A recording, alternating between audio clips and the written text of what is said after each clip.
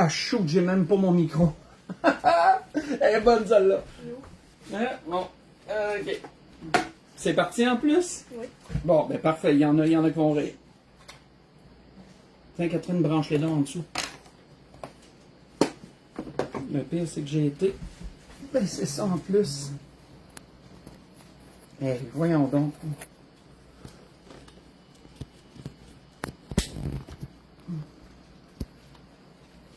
Bon. Là, le téléphone, il est de même. Là. Je l'avais placé correct. Il est encore de même. Regarde. Ben, correct. Non, c'est pas correct. Non. Le micro, il embarque pas. Le micro, il embarque pas? Mais voyons. Non, c'est parce que tu ne l'as pas branché assez loin. Bloopers. Bon, là, il est embarqué. OK. Bon, hey, le monde va avoir mal au cœur. Hein? Tout le monde va avoir un mal de cœur.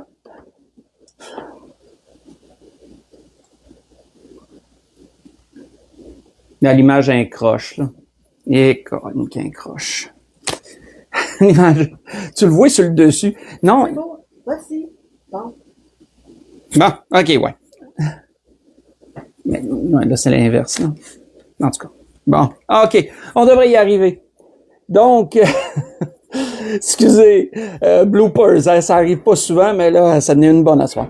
Donc, bonsoir à tous. Je suis heureux de vous retrouver. J'espère que vous allez bien. J'espère que vous avez passé une belle semaine jusqu'à présent. Donc, content de vous voir ce soir, malgré nos petits problèmes techniques. Donc, je vais nous conduire en prière. Ensuite, on va enchaîner avec ce que l'Esprit veut nous donner ce soir. Donc, je vais nous conduire en prière. Éternel Dieu, mon Père, on vient vers toi, on te loue, on te remercie pour tes bienfaits, tes bontés, tes grâces, mon Père. On te remercie pour la vie, la santé, on te remercie pour cette belle journée, cette belle température que tu nous accordes encore, mon Dieu. Te prions, Père, de bénir cette soirée, de bénir chacun de tes oins, Seigneur, qui apporteront ta parole, d'être avec leur esprit, de leur accorder, Seigneur, toutes les paroles, les versets, les exemples nécessaires pour notre éducation, et aussi la facilité, Seigneur, d'amener chacun des beaux exemples que tu veux donner par ton esprit. Père Saint, entre tes mains, nous remettons toutes choses, soit avec tes églises, garde-les, sous ta main puissante et forte, soit avec chacun de tes enfants personnellement dans leurs besoins, car tu les connais mieux que quiconque, Seigneur. Te prions, Dieu du ciel, d'être avec les malades, de les guérir, de les relever, Seigneur, de consoler les affligés. Et merci, Père, d'être de ton assistance bienveillante et d'être toujours là pour nous. C'est encore entre tes mains qu'on remet notre prière et c'est pour la gloire de ton Saint nom compris. Amen. Donc, pour ce que l'Esprit veut nous donner, je vais vous inviter à tourner dans le psaume 118. On va débuter ce soir dans un psaume, le psaume 118. On va lire du verset 19 au verset 26 pour introduire le sujet de ce soir. Dans le psaume 118, verset 19 au verset 26.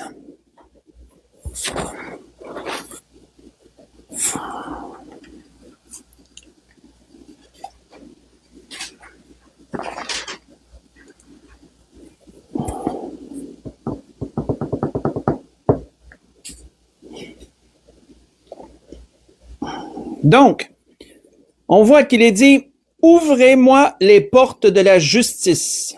J'entrerai, je louerai l'Éternel. Voici la porte de l'Éternel, c'est par elle qu'entrent les justes.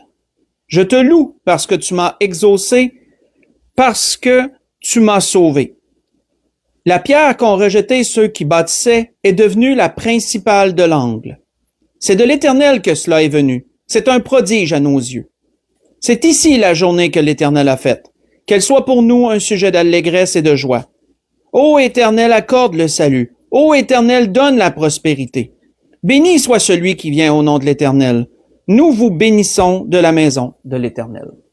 On va arrêter ici. Donc, avant d'aller plus spécifiquement dans ces versets qu'on vient de lire, quand on regarde le psaume 118 dans son ensemble, c'est un très beau psaume que je vous invite à lire durant la semaine, car dans l'ensemble, c'est un psaume qui dit beaucoup de choses. On voit entre autres que si on voudrait résumer le psaume, c'est premièrement un psaume d'action de grâce de la personne qui l'a composé. C'est un psaume d'action de grâce, un psaume de délivrance de la part de Dieu. Et on voit que son introduction et sa conclusion sont comme des parenthèses pour dire tout ce qu'il veut dire. Il commence en disant « Louez l'Éternel car il est bon, car sa miséricorde durera toujours ». Et il termine de la même façon. Verset 1, je viens de le lire. Verset 29, « Louez l'Éternel car il est bon, car sa miséricorde dure à toujours. » Ce qui rend particulier ce psaume, c'est qu'il termine de la même façon qu'il commence, et tout entre les deux, on voit une progression de la part du psalmiste, une progression dans son idée. Où on voit que dans le début de son psaume, il implore la délivrance, il crie vers Dieu pour avoir la délivrance d'une épreuve quelconque et des difficultés qu'il vit. Et on voit que plus ça avance, là, il se met à louer l'Éternel, à le célébrer. Et on voit qu'il parle aussi de la fidélité de Dieu. Et un peu vers la fin, où est-ce qu'on a lu? Mais il parle de quelqu'un en particulier, de quelqu'un qui, en bout de ligne, sera victorieux sur les épreuves, sur ce qu'il traverse. Et quand on regarde ce qu'on a lu, nous retrouvons trois points prophétiques qui annonçaient d'avance ce qui concernait Jésus. Parce quand on va le creuser, on va voir que ce psaume nous parle de Jésus. Surtout prophétiquement, la fin dans ce qu'on a lu surtout. Trois prophéties qui nous parlent du Seigneur. La première, on la voit dans le verset 20 et 21, quand il dit « Voici la porte de l'Éternel, c'est par elle qu'entrent les justes. Je te loue parce que tu m'as exaucé, parce que tu m'as sauvé. » Voici la porte de l'Éternel.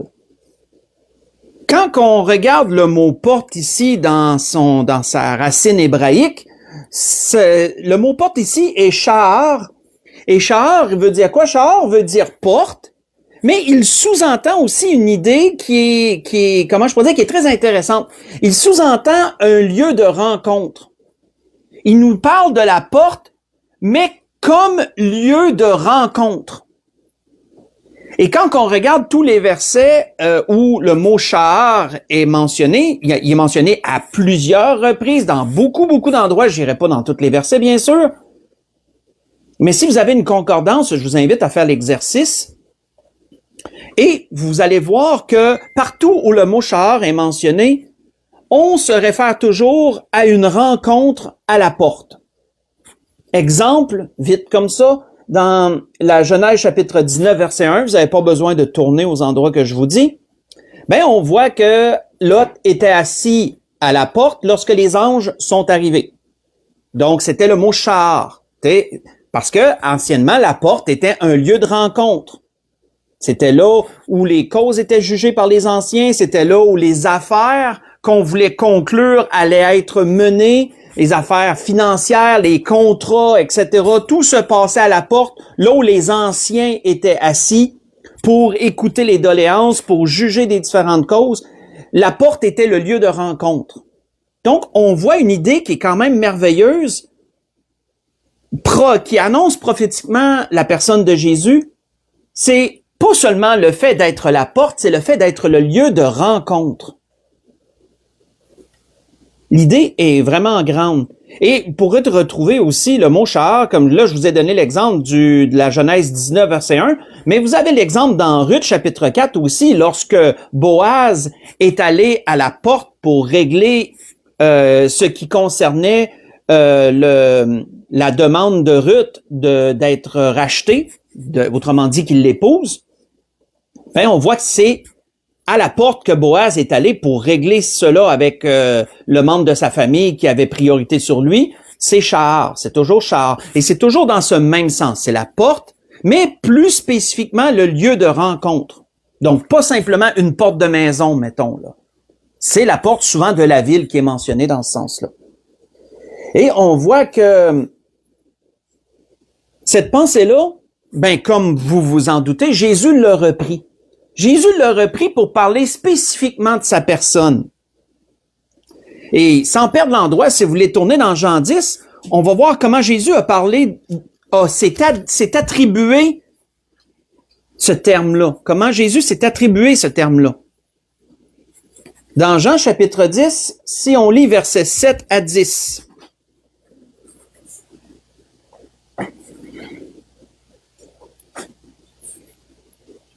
Où on voit que Jésus leur dit encore, « en vérité, je vous le dis, je suis la porte des brebis. Tous ceux qui sont venus avant moi sont des voleurs et des brigands, mais les brebis ne les ont point écoutés. Je suis la porte. Si quelqu'un entre par moi, il sera sauvé. Il entrera, il sortira et il trouvera des pâturages. Le voleur ne vient que pour dérober, égorger et détruire. Moi, je suis venu afin que les brebis aient la vie et qu'elle l'ait avec abondance. » On va arrêter ici.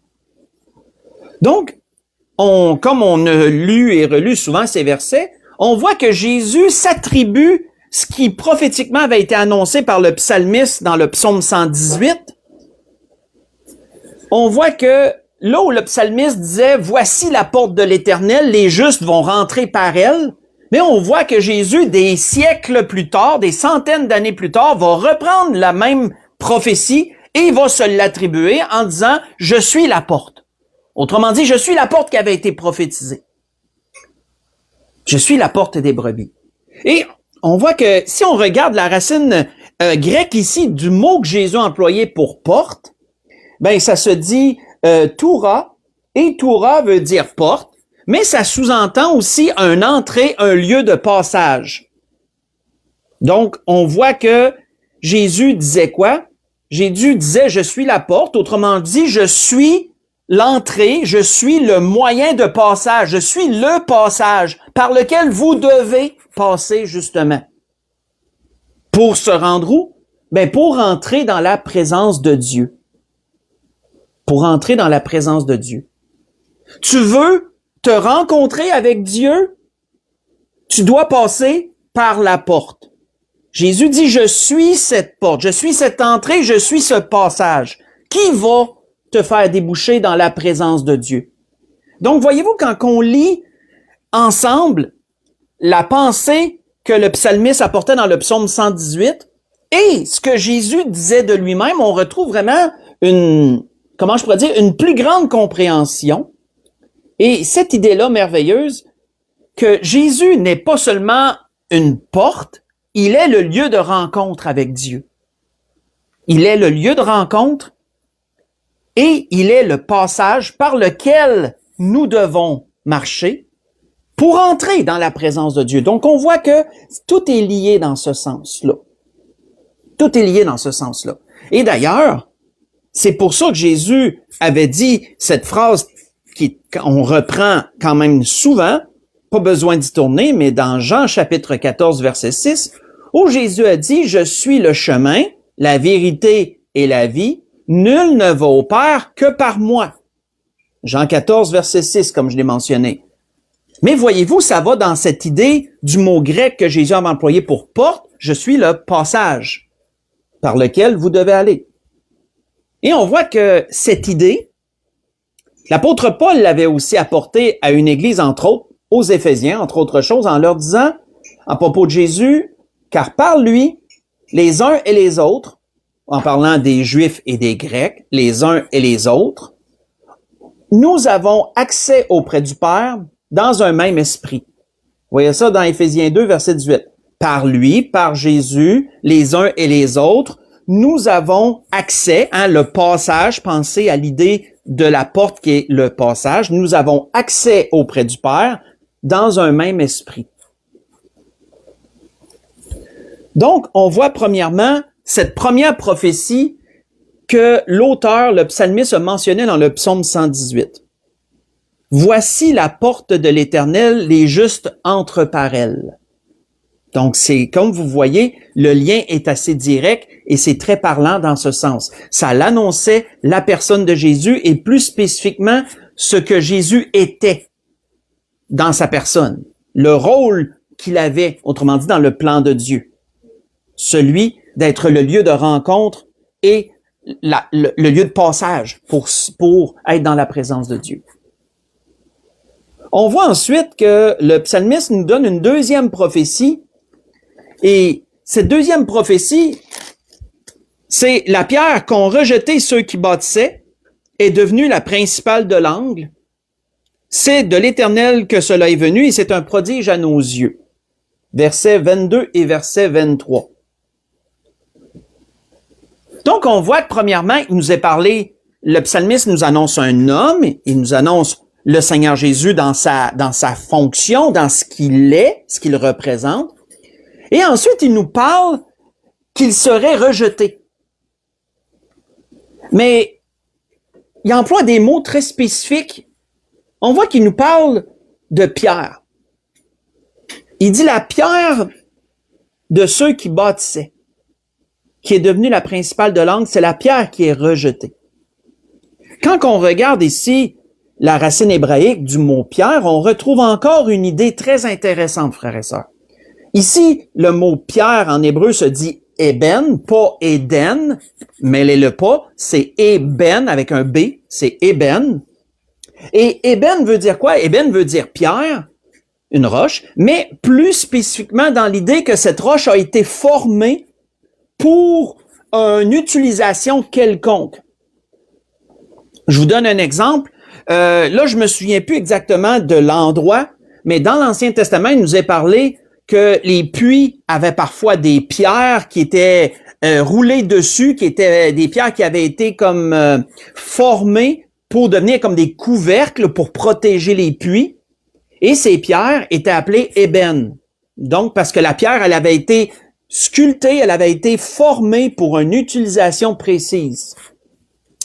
Entre autres, on voit que c'est ce qui nous est dit à propos ici de Jésus. La pierre qui a été rejetée, ébène, la pierre qui a été formée pour une utilisation très précise. Et l'auteur nous dit quelle utilisation elle avait été formée pour. Elle était la pierre principale de l'angle, qu'il est dit. Donc, ce que l'auteur nous dit, c'est que la pièce maîtresse de la construction de Dieu, autrement dit, qui servait à son royaume, spirituellement, a été rejetée. Sa pièce maîtresse, là, la pièce principale, a été rejetée de la part de ceux qui bâtissaient, ou qui supposément étaient là pour bâtir, on pourrait dire. Jésus, lorsqu'on pense à ça, reprend exactement la même expression lorsqu'il a parlé aux chefs religieux de son temps. Si vous voulez tourner avec moi dans Matthieu 21, on va voir cette deuxième prophétie-là, la pierre qui a été rejetée et qui est devenue la principale de l'angle, qui est une pièce maîtresse dans la construction de Dieu. Dans Matthieu chapitre 21, on voit cela. Matthieu chapitre 21, si on lit à partir du verset 42 à 46.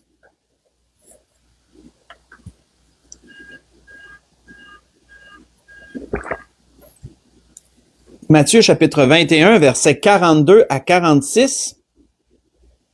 Jésus leur dit, « N'avez-vous jamais lu dans les Écritures? La pierre qu'ont rejetée ceux qui bâtissaient est devenue la principale de l'angle. C'est du Seigneur que cela est venu et c'est un prodige à nos yeux. C'est pourquoi je vous le dis, le royaume de Dieu vous sera enlevé et sera donné à une nation qui en rendra les fruits. Celui qui tombera sur cette pierre s'y brisera, celui sur qui elle tombera sera écrasé. » Après avoir entendu ces paraboles, les principaux sacrificateurs et les pharisiens comprirent que c'était d'eux que Jésus parlait. Et ils cherchaient à se saisir de lui, mais ils craignaient la foule parce qu'elle le tenait pour un prophète. On va arrêter ici. Donc, on voit quoi ici, frères et sœurs, dans ce deuxième cas et dans ce que Jésus a repris de la prophétie qu'on vient de lire dans le psaume 118? On voit que Jésus venait ici, précédemment, on ne l'a pas lu, mais on l'a vu mercredi passé lorsqu'on a parlé de la patience de Dieu, souvenez-vous. Jésus venait de leur apporter la parabole des vignerons, pour démontrer comment que des hommes qui étaient supposément engagés qui étaient supposés travailler pour leur maître, l'ont trahi. Ils ont été rebelles à leur maître et ils l'ont trahi. Ils ont voulu s'accaparer le bien du maître, la vigne en question. Et vous vous souvenez de ces choses, on en a parlé mercredi passé. C'est après leur avoir apporté la parabole du vigneron que Jésus leur mentionne les paroles qu'on vient de lire, en leur citant ce que le psalmiste a dit dans le psaume 118 qu'on a lu. La pierre qui a été rejetée est devenue la principale de l'angle. Pourquoi cette pierre était-elle si importante, frères et sœurs? J'y ai touché brièvement, mais quand on regarde plus spécifiquement, la pierre de l'angle, c'était la pierre qui était placée au coin des murs et c'était elle qui donnait la direction du mur. C'était sur cette pierre-là qu'on se fondait, qu'on s'appuyait pour avoir la ligne directrice dans laquelle le mur allait aller et pour que tout soit au niveau et que tout soit vraiment linéaire pour pas avoir quelque chose de tout croche. Donc, la pierre de l'angle était la pierre la plus importante dans la construction à ce temps-là parce que beaucoup d'édifices, surtout les temples, étaient faits en pierre. Et elle devait être sculptée vraiment là, vraiment au millième près là, vraiment. Il y avait beaucoup d'attention qui était mise sur la pierre de l'angle. Fallait qu'elle soit parfaite.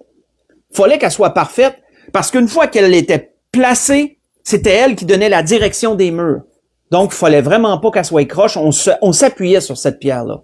On se référait à cette pierre-là.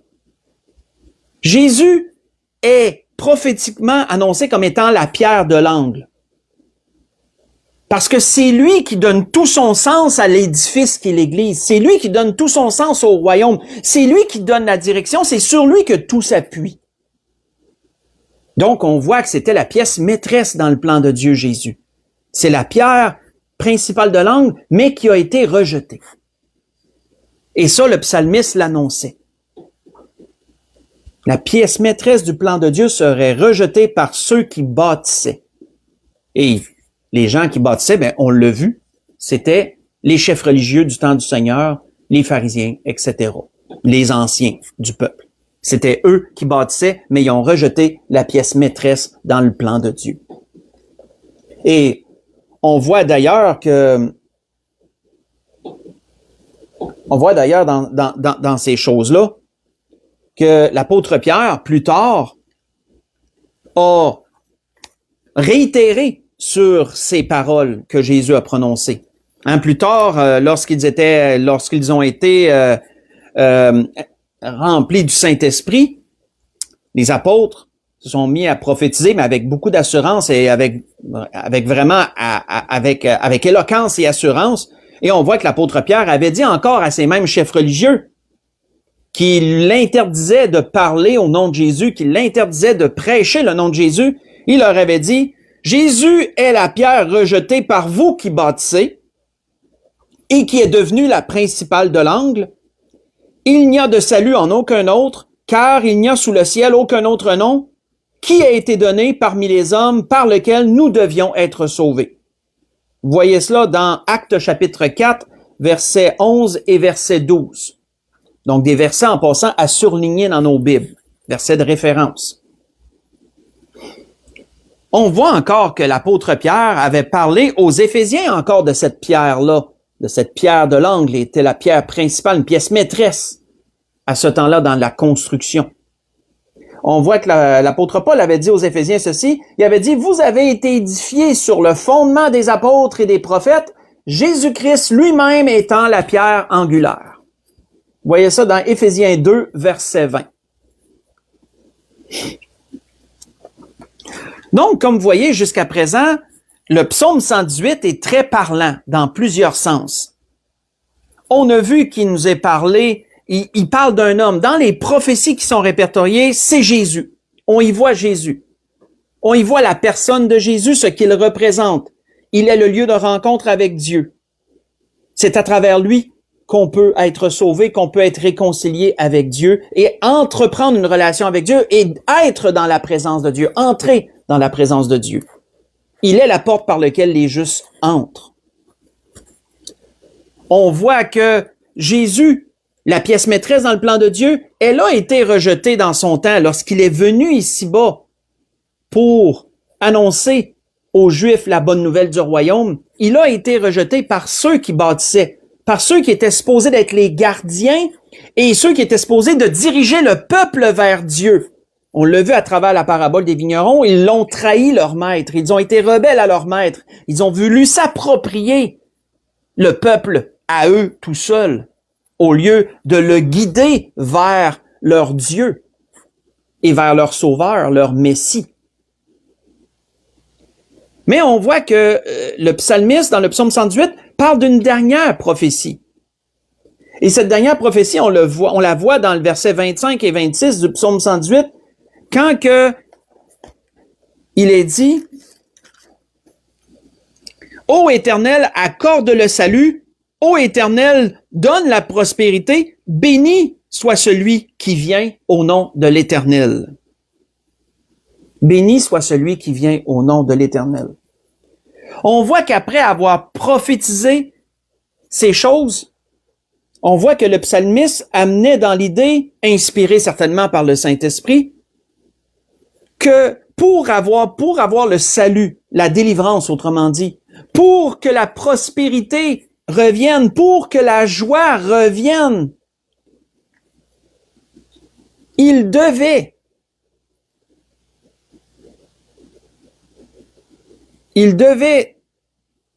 accepter, reconnaître celui qui leur était envoyé. C'était la condition sine qua non, si on peut dire comme ça. Genre la condition, il n'y en a pas d'autre, la condition pour que la prospérité, pour que la délivrance, pour que la joie revienne, était de reconnaître celui qui leur avait été envoyé, celui qui était annoncé. Qu'il soit capable de dire « Béni soit celui qui vient au nom de l'Éternel ». On voit que, vous le savez, encore là, cette prophétie a été reprise concernant Jésus. Entre autres choses, si vous voulez le lire durant la semaine, on voit dans Matthieu 21, versets 1 à 10, que le peuple de la campagne, lorsque Jésus est arrivé pour entrer dans Jérusalem pour ouvrir un peu cette dernière semaine avant qu'il soit crucifié, on voit que lorsqu'il est entré sur le dos d'un âne et qu'il s'en allait, il parcourait la campagne sur le dos d'un âne pour s'en aller entrer dans Jérusalem, ce qui est appelé l'entrée triomphale, l'entrée triomphante. Mais on voit que les enfants chantaient, les gens de la campagne mettaient toutes sortes des feuilles sur sa route, un peu pour paver le chemin du roi. Et qu'est-ce qui était chanté? Hosanna, Hosanna, qui est un cri de joie, un cri de l'allégresse. Et qu'est-ce que les gens répétaient? Béni soit celui qui vient au nom du Seigneur. On voit que les gens de la campagne reconnaissaient la personne de Jésus. Mais malheureusement, lorsque Jésus est arrivé dans Jérusalem, lorsque Jésus est arrivé à Jérusalem, qu'est-ce qu'il a dit à propos d'elle? Si vous voulez tourner avec moi dans Matthieu 23, on l'a lu dernièrement, on l'a vu encore dans le message de mercredi passé sur la patience de Dieu, mais on va le relire. Matthieu chapitre 23, versets 37 à 39.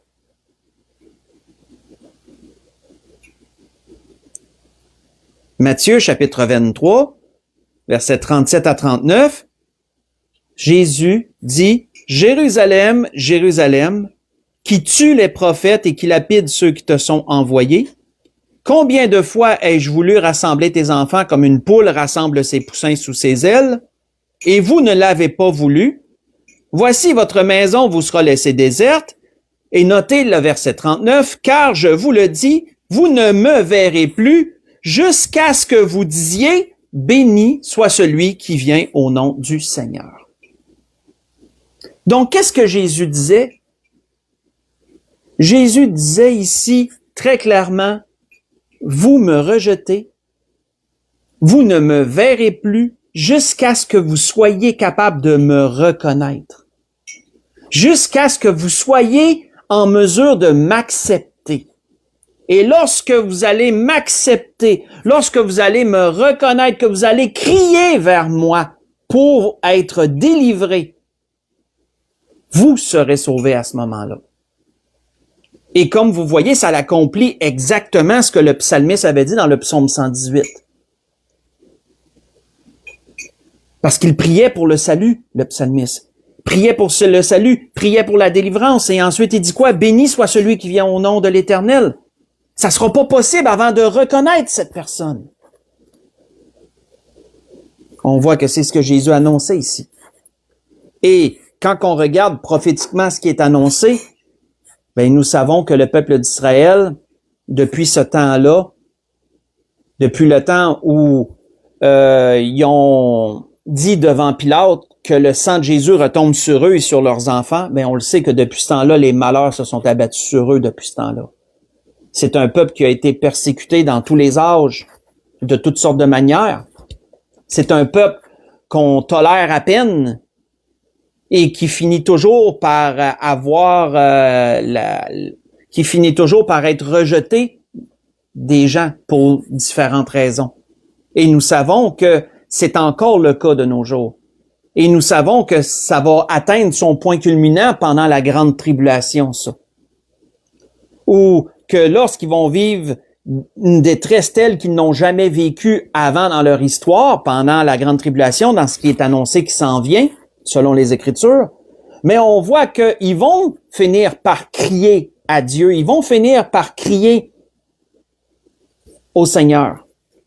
Et la Bible nous dit que le Seigneur viendra les délivrer à ce moment-là. Et ils vont le reconnaître. Ils vont reconnaître celui qu'ils ont percé, comme il est dit dans Zacharie 12, verset 10. Même si c'est des centaines de générations plus tard que, plusieurs générations, peut-être pas des centaines, mais plusieurs générations plus tard que ceux qui ont vécu au temps du Seigneur. Mais, veut pas, l'histoire s'est perpétuée. Ils le savent qui ont rejeté leur Messie. Du moins, ils le reconnaissent pas comme leur Messie, mais ils vont finir par le reconnaître.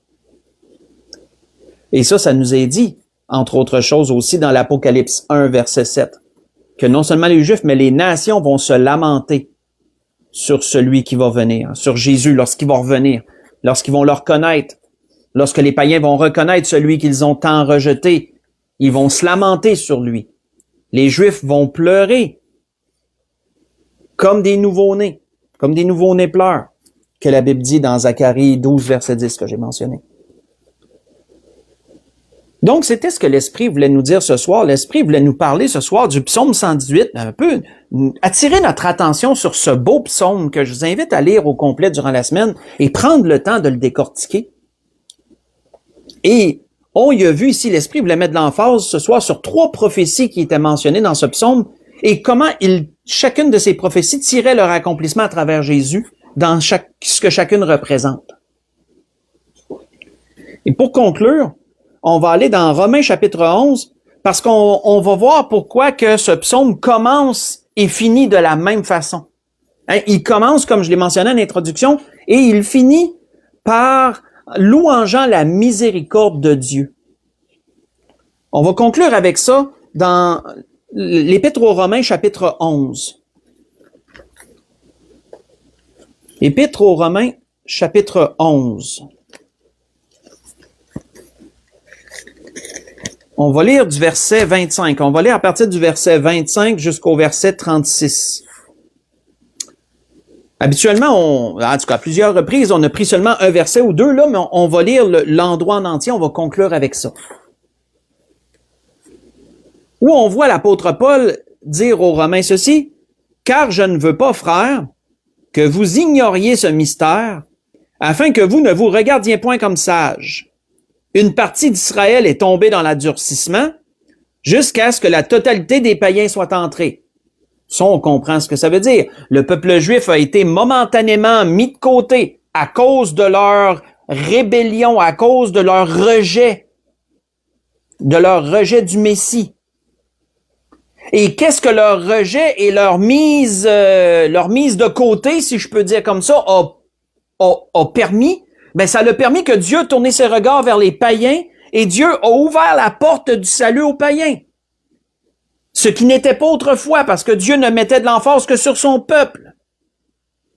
Dieu élargit ses bras et prend toute l'humanité. Il accueille, il veut accueillir toute l'humanité à lui. Et ça, il a fallu la mise de côté des Juifs pour que Dieu permette ça dans son plan, pour que cette étape-là de son plan s'accomplisse. Autrement dit, arrive. Et on voit que, qu'est-ce qu'il nous est dit par la suite? Ben, veut pas, à un moment donné, la totalité des païens dont le nom est écrit dans le livre de vie de l'agneau, ben, ils seront entrés. Et à ce moment-là, lorsque les portes du salut vont être refermées, qu'est-ce qui nous est dit? Et ainsi, au verset 26, tout Israël sera sauvé selon ce qu'il est écrit. Parce que dans la grande tribulation, dans l'Apocalypse 13, pas besoin d'y tourner, il nous est dit qu'à un certain moment, il n'y aura plus de possibilité aux hommes d'être sauvés. Tous ceux qui vont prendre la marque de la bête, ça va être fini. Ça va être fini. Leur nom ne sera pas écrit dans le livre de vie. Pourquoi? Parce qu'ils vont avoir totalement adhéré au système de la bête et ils vont avoir fait de leur Dieu ce système-là. Et c'est l'humanité qui va entrer dans ce mouvement-là. Et ceux qui ne voudront pas y entrer vont être tués parce qu'ils ne voudront pas y adhérer. Donc, on voit qu'à un moment donné, les portes vont se refermer. Les possibilités seront plus là. Et à ce moment-là, de là ce qui a été prophétisé par le Seigneur, qu'il ne le verrait plus jusqu'à ce qu'il dise « Béni soit celui qui vient au nom du Seigneur », parce que lorsque les Juifs vont être persécutés à nouveau, qui vont crier vers le Seigneur, ben là, le Seigneur va accomplir ce qu'il a dit. Et il va revenir.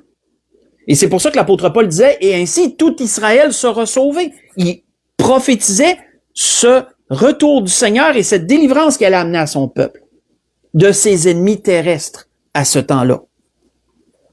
Et c'est pourquoi qu'on lit par la suite, le libérateur viendra de Sion et il détournera de Jacob les impiétés. Jacob représentant le peuple d'Israël. Les impiétés. Ce sera mon alliance avec eux lorsque j'ôterai leurs péchés. En ce qui concerne l'Évangile, là l'apôtre Paul continue, en ce qui concerne l'Évangile, ils sont ennemis, en parlant des Juifs, à cause de vous. Mais en ce qui concerne l'élection, ils sont aimés à cause de leur père. Autrement dit, Dieu n'oublie pas l'alliance qu'il avait faite avec Abraham, Isaac et Jacob. Car Dieu ne se repent pas de ses dons et de ses appels. L'alliance que Dieu avait faite avec leur père, Dieu y mettrait jamais fin. C'est ça qui est dit ici. C'est pour ça que, quoique momentanément ils ont été mis de côté, ben, ils ne seront pas entièrement rejetés pour toujours. De même, vous qui avez autrefois désobéi à Dieu et que par leur désobéissance, vous avez maintenant obtenu miséricorde, hein, ce qu'on disait, leur mise de côté a ouvert les portes du salut pour tous les païens. De là, la miséricorde de Dieu que le psalmiste nous parlait dans le début du psaume et dans la fin du psaume. Vous avez maintenant obtenu miséricorde. De même, ils ont maintenant désobéi afin que par la miséricorde qui vous a été faite, ils obtiennent aussi miséricorde. Donc, tout le monde obtient miséricorde à un moment donné, là. Et c'est ça que l'apôtre Paul dit en conclusion, car Dieu a renfermé tous les hommes dans la désobéissance pour faire miséricorde à tous. Ô profondeur de la richesse, de la sagesse, de la science de Dieu, que ses jugements sont insondables et que ses voies incompréhensibles. Car qui a connu la pensée du Seigneur et qui a été son conseiller? Qui lui a donné le premier pour qu'il ait à recevoir en retour? C'est de lui, par lui et pour lui que sont toutes choses. À lui soit la gloire dans tous les siècles. Amen. C'était ce que l'Esprit voulait nous dire ce soir dans tout ce qu'on a vu.